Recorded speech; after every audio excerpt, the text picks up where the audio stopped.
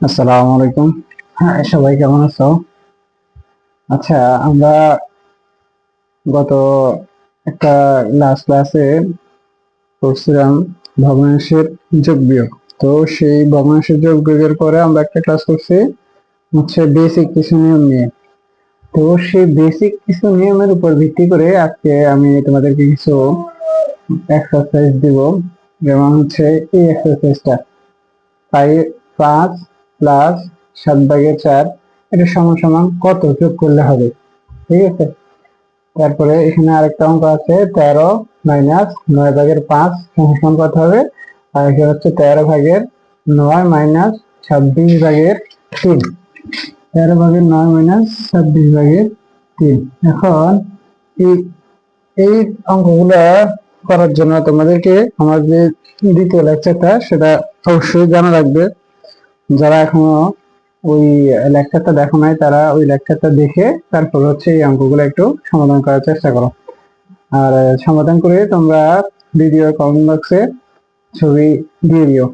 তো এটা করার জন্য আমাদেরকে কি করতে হবে? এটা একটা সংখ্যা, তাহলে এটা একটা সংখ্যা মানে এটা উপরে আছে, এটা নিচে মনে মনে এখানে এক চিন্তা করে ক্যালকুলেশন করতে হবে। সেভাবে এটা 13, এটা নিচে মনে মনে এক কল্পনা করে আমাদের বাকি ক্যালকুলেশন গুলা করতে হবে।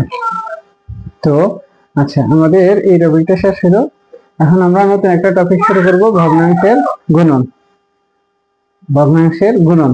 এখন এই ভগ্নাংশের গুণন, যেমন এখানে একটা অঙ্ক আমরা নিচ্ছি, সেটা হচ্ছে 15/4 গুণ 16/10। এখন এই ভগ্নাংশের গুণনের জন্য আমাদেরকে কি করতে হবে? আমাদেরকে প্রথমে দেখতে হবে যে এই সংখ্যাগুলো, এটা একটা ভগ্নাংশ আর এটা একটা ভগ্নাংশ, দুটো ভগ্নাংশ। এই দুটো ভগ্নাংশের উপরে নিচে যে মানগুলো আছে সেগুলোর যে কোনো একটা দিয়ে যদি কাটাকাটি যায় তাহলে আমরা সেই কাটাকাটিটা করব। যেমন এখানে 4 দিয়ে আমাদের 16কে কাটাকাটি যায়, 4 দিয়ে 16কে কাটাকাটি দেওয়া যায়। তো আমরা এই 4 দিয়ে 16কে কাটাকাটি দিব। এই 4 দিয়ে 16কে কাটাকাটি দিলে আমরা 4 দিয়ে 16কে 4 বার কাটতে পারবো, ঠিক আছে? এখন এখানে আবার 10 আর 15, এই দুটোর মধ্যে দোনোটাকে 5 দিয়ে কাটা যায়। 10কে 5 দিয়ে 2 বার কাটা যাবে, 15কে 5 দিয়ে 3 বার কাটা যাবে। আচ্ছা, এখন দেখো এখানে আবার 2 আর এখানে 4, তাহলে এই 2 কে 4 মানে আমরা এই 4 কে 2 দ্বারা ভাগ করলে ভাগ দিতে পারবো 2 বার। তাহলে এখন দেখো উপরে আর কোনো সংখ্যা নাই, তাহলে আমাদের কি করতে হবে? এখানে এখানে লিখতে হবে এই 3 আর 2, এই দুইটা গুণ করতে হবে। তাহলে আমরা আপাতত 3 গুণ 2 লিখি, আর উপরে কোনো সংখ্যা নাই। গুণ এবং ভাগের ক্ষেত্রে মনে রাখতে হবে যে কোনো সংখ্যা না থাকলেও এক থাকে। গুণ ভাগের ক্ষেত্রে কোনো সংখ্যা না থাকলেও মনে মনে কত থাকবে? এক থাকবে। তো আমরা এই এক, এখানে এক একে এক, তাহলে এখানে নিচে 3 দুগুণে 6 আর উপর হচ্ছে 1। তাহলে এই হচ্ছে আমাদের ভগ্নাংশের গুণন এর ফলাফল, ঠিক আছে? সেমভাবে যদি আমরা এই অঙ্কটা করি, তাহলে এখানে এই 7কে আর এই 21, তাহলে এখানে উপরে 7 আছে, নিচে 9, এখানে 12 আছে আর 21 আছে।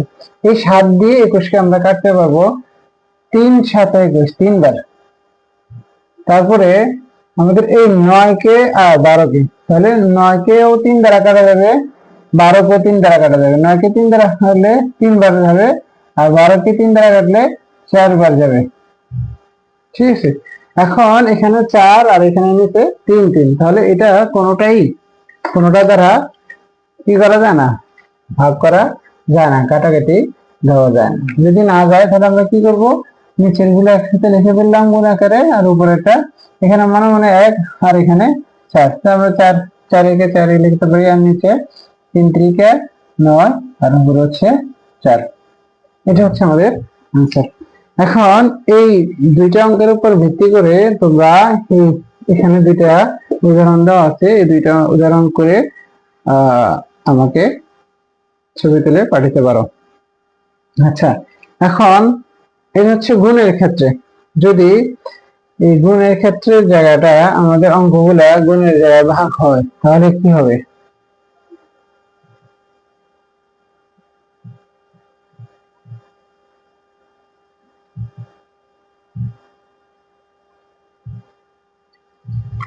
মনে করে এখানে ছিল 15/4, এখানে হচ্ছে ভাগ, এখানে হচ্ছে 10 আর এখানে 16। এখন এটা ভাগ, তো ভগ্নাংশের ভাগের ক্ষেত্রে আমাদের কি করতে হবে? যদি দুইটা ভগ্নাংশ এরকম ভাগাকারে থাকে তাহলে তাদেরকে আমরা কোনো কাজ করতে পারবো না। তো সর্বপ্রথম আমাদের কি করতে হবে? এই ভগ্নাংশটার যে ভাগ চিহ্ন আছে সেই ভাগ চিহ্নটাকে গুণে পরিণত করতে হবে। কিসে পরিণত করতে হবে? গুণে পরিণত করতে হবে। এটা করার জন্য আমাদেরকে কি করতে হবে? প্রথম যে মানটা সেটা যেভাবে আছে ওইভাবে ঠিক রাখতে হবে। তাহলে এটা 15 আছে,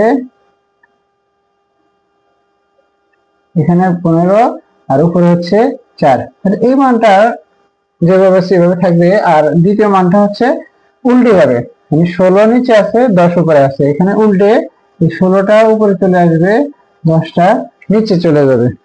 আচ্ছা, এখন দেখো এটা ভগ্নাংশের গুণনের মতো হয়ে গেছে, গুণের পরিণত হয়ে গেছে। এখন আমরা কি করব? এটাকে ভগ্নাংশের গুণ যেভাবে আমরা একটু আগে শিখছি সেই কাজটাই করব। এখন এই 4 দ্বারা আমরা 4 আর 10, তো এটাকে 2 দ্বারা ভাগ করা যায়। কত দ্বারা ভাগ করা যায়? 2 দ্বারা। 4কে 2 দ্বারা কাটলে 2 আর 10কে 2 দ্বারা কাটলে 5। এখন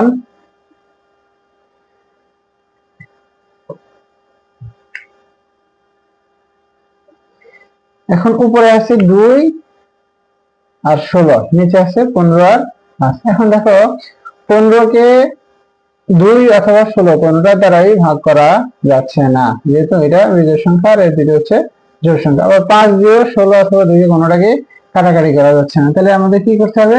আমাদের করতে হবে নিচে যে মানগুলো আছে সেগুলো গুণ আকারে লিখবো, আর উপরে যে মানগুলো আছে সেগুলোকেও গুণ আকারে লিখে দেবো।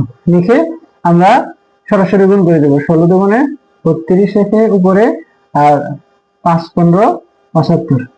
এটাই হচ্ছে আমাদের এই ভগ্নাংশের যে ভাগ সেখান থেকে ক্যালকুলেশন করে পাওয়া ফলাফল। তো সেম ভাবে আমরা এরকম বিভিন্ন সংখ্যা নিয়ে আমরা করতে পারি। যেমন আমরা ভাগ যেটা করছি ওইটাকে আমরা আবার গুণে পরিণত করতে পারি। যেমন এখানে ছিল 7/9, এটা হচ্ছে ভাগ, এখানে ছিল 12/21। এইটা দিয়ে আমরা আমাদের ভগ্নাংশের ভাগফলে কাজ করতে পারি। তাহলে আমাদের কি করতে হবে? এটাকে প্রথম এই ভগ্নাংশের এটাকে গুণে পরিণত করতে হবে। গুণে পরিণত করার জন্য আমাদের এখানে যেটা আছে সেটা ঠিক থাকবে, আর এটা হচ্ছে উল্টে যাবে। দ্বিতীয় মানটাকে আমাদের সবসময় উল্টাতে হবে, প্রথম মান যেভাবে আছে সেভাবে থাকবে। এখন এখানে আমরা এখানে কোনো কিছু দ্বারা কাটাকাটি করা যায় কিনা দেখতে হবে। এটাকে 3 দ্বারা কাটলে 3 3 9, আর এখানে 3 দ্বারা কাটলে 7। তাহলে এখানে আর কোনোটা দ্বারা কাটাকাটি করা যাচ্ছে না। তাহলে আমরা উপরে উপরে গুণ করলে 7 7 49, সরাসরি গুণ করে দিলাম, আর 3 3 12 36। তাহলে আমাদের কাঙ্ক্ষিত ফলাফল হচ্ছে 36/49। তো আমরা এইভাবে ভগ্নাংশের গুণ ভাগগুলা করতে পারি।